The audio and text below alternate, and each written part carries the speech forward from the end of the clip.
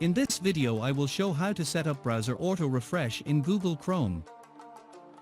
Go to Chrome Web Store and search for auto refresh page.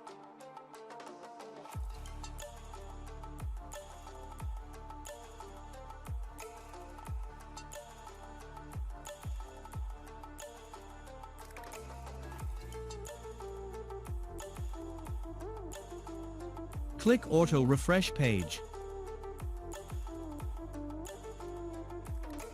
Click Add to Chrome. Click Add Extension.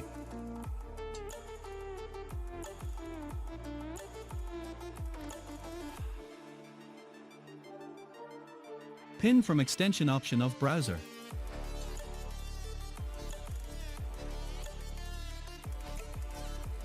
Set seconds after how many seconds to auto refresh the browser.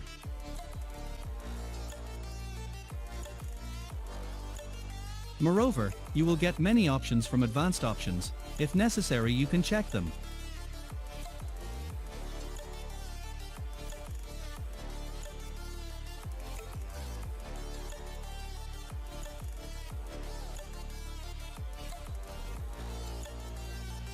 I set auto refresh in browser after 8 seconds to show in video.